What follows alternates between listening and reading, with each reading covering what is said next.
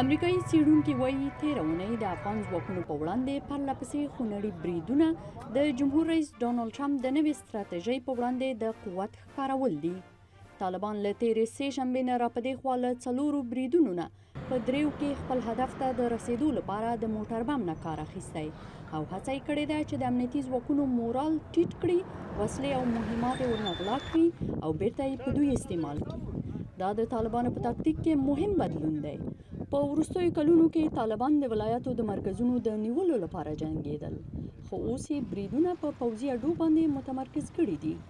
د بروکنز په څېړنیز انسټیټیوټ کې وانډا فیلباپ براون وایي د ټرمپ د تګلارې له اعلانولو وروسته طالبان خپل قدرت ښکاروي. دا ښیي چې د بشپړ قوت سره مقاومت کوي. هغوی د ولایاتو د مرکزونو د نیولو لپاره خپله انرژي نه ضایع کوي. که څه هم توندلارو سږکال په بلخ کې په قول اردو د برید په ګډون چې پکې 144 تنه ووژل شول، په امنیتي ځواکونو باندې څو خونړي بریدونه ترسره کړي دي.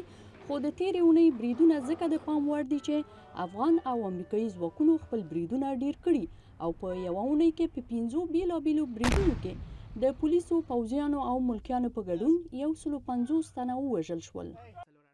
دا بریدونه تر هغه وروسته ترسره کیږي چې په افغانستان کې د جګړې د ختمولو لپاره د افغانستان، پاکستان، متحده ایالاتو او چین د استازو 4 اړخیزې خبرې په عمان کې بې نتیجې پای ته ورسېدلې. زه فکر کوم چې طالبان غوښتل چې یو ډېر قوي پیغام ولېږي چې د خبرو په ځای جګړې ته ترجیح ورکوي او د دې توان لري چې ډېر ښه جنګ وکړي. خو د ناټو قاطع ملاتړ په ټویټر لیکلي پرونۍ حملې څرګنده کړه چې وسلوال ځپل شوي او د جګړې په میدان کې د افغانستان د امنیتي ځواکونو په وړاندې بریالي کېدای نشي. بلخوا د افغانستان د ولسمشر له دفتره هم په یو بیان کې ویل شوي چې پرونۍ حمله د تروریستانو کار دی.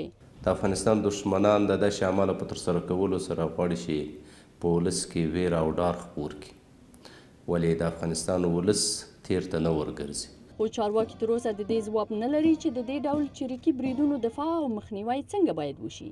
یو امنیتي سرچینه د نوم د نه اخیستو په شرط فرانسې خبري اژانس ته ویلي چې افغان امنیتي ځواکونه باید د خپلو هډو نه راووځي او تهاجمي دریځ غوره کړي.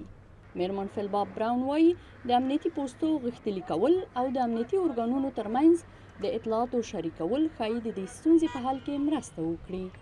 برېښنا عمر خیله د امریکا غږ آشنا تلویزیون، واشنګټن.